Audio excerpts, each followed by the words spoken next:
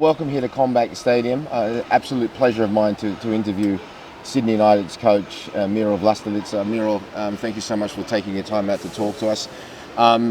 Before a big final, you don't like to sort of, I guess, I understand because I've been in that position before, people to sing your praises too much, you start thinking to yourself, but it has been an amazing run this season for yourself and the team. Did you have any idea at the start of the competition that this could happen? Oh, look, Mark, I come in, as you probably know, halfway through the season, and there was a few things that we had to sort out. We had players that were injured, ill. They weren't having a great NPL season. And it was just basically, I come in, just try to put the smile back on their faces and start enjoying football. And then as a sort of season went on, in particular NPL, we were sort of off the pace a little, but we started getting a bit of momentum. And then the cup run started to come into play. And we got one win, another win, and then the boys saw that things were going our way eventually, or it started to go our way, and they started to get that belief back into themselves, into the football we were playing, and in the end, even to this day, we're probably still pinching ourselves, mate. Are you obviously we both have ancestors from the same part of the world? Yeah. Are you superstitious? A little bit. I know, well, because I am, because I know there's a lot of our people are. But so that's what I'm saying. Was there any time during the run where you sort of thought, like I was saying to you, something happened, and you sort of thought, wow, this could be the year? Oh, yes and no. Okay. You look at, go back to Croatia and things that were happening with the national team and other sporting codes, like water polo were doing well. Yes. I think it was rowing as well, and then there was, I think, some skiers did well at some point too. And I thought, and the handball in Split. Yes. And I thought, hold on a minute, things are starting to happen here. The night before the semi-final, I think Croatia had beaten Hungary. That was either the water polo or the... Water polo.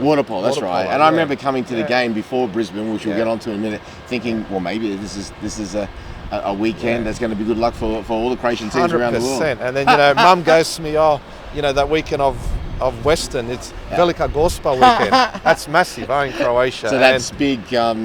the Feast of Our Lady. The Feast of Our Lady. Right, yes. And in particular, seeing where we're from. Yes.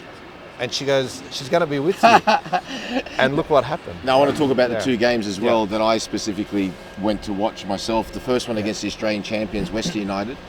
1-0 down, then come back. And not only that as well, in the second half, I'm going to touch on this later, you pretty much run all over the top of the Australian champions. Understandable that it was in August for them, but still it's a massive feat for part-time footballers. Of course it is, Mark.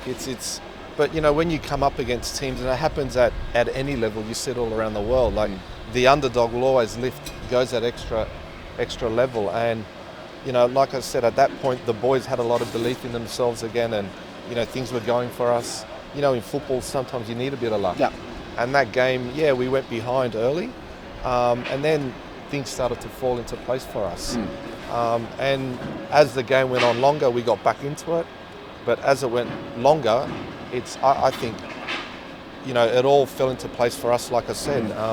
And the belief was there, and the boys just kept going on with the job. Then the semi-final, we just mentioned it again, similar thing, but down in the game and come back, and arguably with your best goal throughout the whole tournament, that winning goal by Trefiro. Again, you got the boys up for that thing, and again, they basically run all over the top of Brisbane. We went out there, and the instructions were be brave and play football, no matter what's happening out there. You sometimes see teams that fall behind and they panic and start going direct and long, but that's not Sydney United. That's not the team I coach. It's about keep playing. And that's what they did. And the final, it's a great day for the whole of Australian football, and specifically the Australian Croatian community.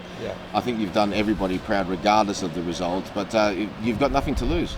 No, and we're going to enjoy the moment. It's a massive weekend for the Croatian community, particularly with the football, with the tourney on, and there's going to be a lot of people here, and we're going to go out and enjoy it. But once that whistle goes, it's business. Now, a lot of people think that you might be favourites because you've beaten two A opposition and MacArthur's only beaten one. What do you reckon?